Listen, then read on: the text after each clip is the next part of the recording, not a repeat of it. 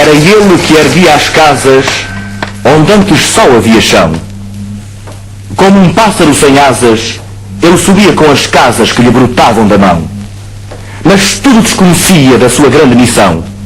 Não sabia, por exemplo, que a casa de um homem é um templo sem religião.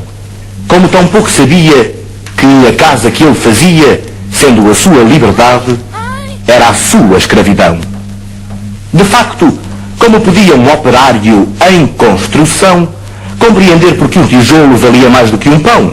Tijolos ele empilhava com pá, cimento e esquadria. Quanto ao pão, ele o comia. Mas fosse comer tijolo. E assim o operário ia com suor e com cimento, erguendo uma casa aqui, adiante um apartamento, além uma igreja, à frente um quartel e uma prisão. Prisão de que sofreria não fosse eventualmente um operário em construção. Mas ele desconhecia esse facto extraordinário, que o operário faz a coisa e a coisa faz o operário. De forma que certo dia à mesa, ao cortar o pão, o operário foi tomado de uma súbita emoção ao constatar assombrado que tudo naquela mesa, garrafa, prato, facão, era ele quem os fazia. Ele, um humilde operário, um operário em construção. Olhou em torno. Gamela, banco, enxerga, caldeirão, vidro, parede, janela, casa, cidade, nação, tudo o que existia, era ele quem o fazia, ele, um humilde operário, um operário que sabia e exercer a profissão. Ah, homens do pensamento, não sabreis nunca o quanto aquele humilde operário soube naquele momento. Naquela casa vazia que ele mesmo levantara, um mundo novo nascia de que sequer suspeitava. O operário emocionado olhou sua própria mão, sua rude mão de operário em construção, e olhando bem para ela, teve um segundo a impressão de que não havia no mundo coisa que fosse mais bela. Foi dentro da compreensão desse instante solitário que tal sua construção cresceu também o operário.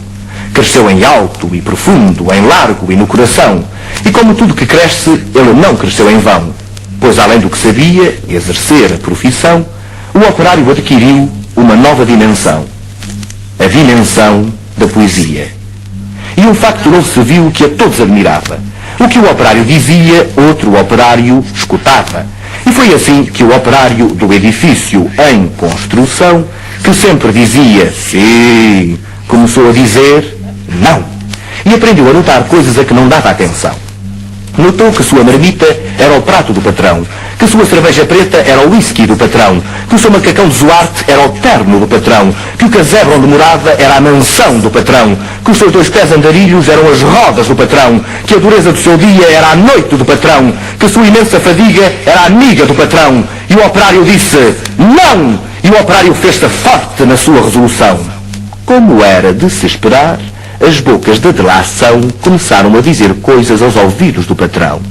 Mas o patrão não queria nenhuma preocupação. Convençam-no do contrário, disse ele sobre o operário, e ao dizer isso, sorria. Dia seguinte, o operário, ao sair da construção, viu-se de súbito cercado dos homens da delação e sofreu predestinado sua primeira agressão. Teve o seu rosto cuspido, teve o seu braço quebrado, mas quando foi perguntado, o operário disse não!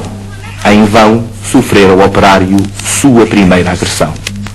Muitas outras se seguiram, muitas outras seguirão. Porém, por imprescindível ao edifício em construção, seu trabalho prosseguia e todo o seu sofrimento misturava-se ao cimento da construção que crescia. Sentindo que a violência não dobraria o operário, um dia tentou o patrão dobrá-lo de modo vário, de sorte que foi levado ao alto da construção e no momento de tempo mostrou-lhe toda a região e apontando ao operário fez-lhe esta declaração: dar-te-ei todo esse poder e a sua satisfação, porque a mim me foi entregue e dou-o a quem bem quiser. Dou-te tempo de lazer, dou-te tempo de mulher, portanto tudo o que vês será teu, se me adorares, e ainda mais, se abandonares o que te faz dizer não. Disse e fitou o operário que olhava e que refletia. Mas o que via o operário, o patrão nunca veria. O operário via as casas e dentro das estruturas via coisas, objetos, produtos, manufaturas. Via tudo o que fazia o lucro do seu patrão. E em cada coisa que via, misteriosamente havia a marca da sua mão. E o operário disse: "Não! Loucura!" gritou o patrão. "Não vês o que te dou eu? Mentira!" disse o operário. "Não podes dar-me o que é meu!"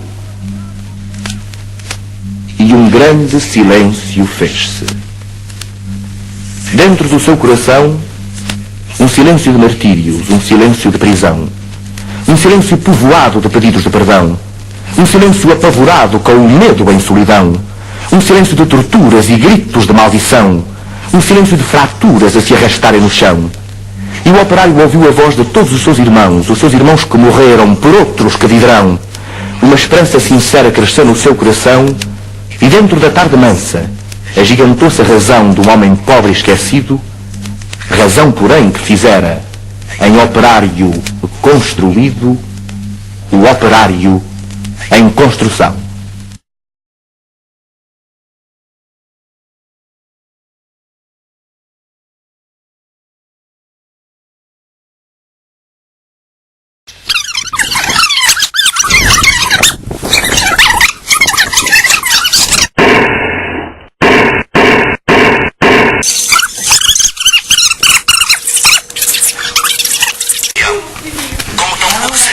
Oh, você foi mal, velho!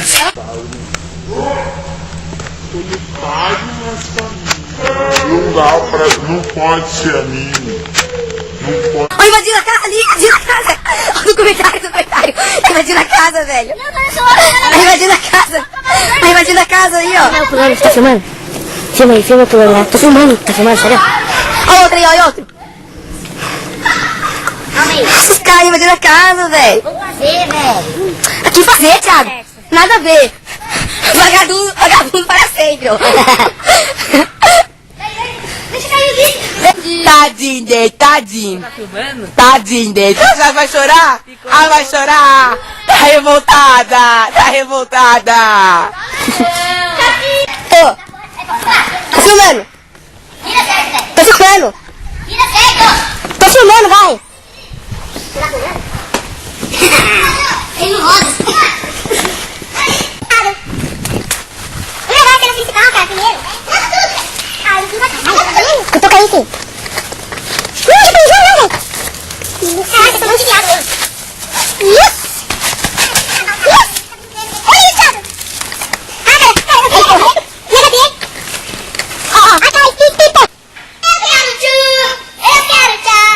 Eu quero tchau, tchau, tchau, tchau, tchau.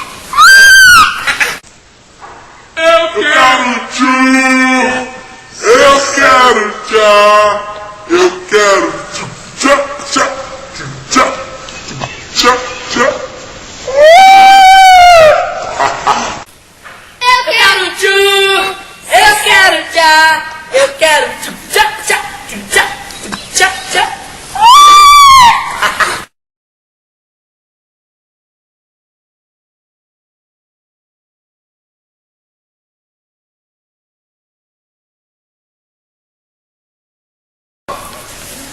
Dia seguinte,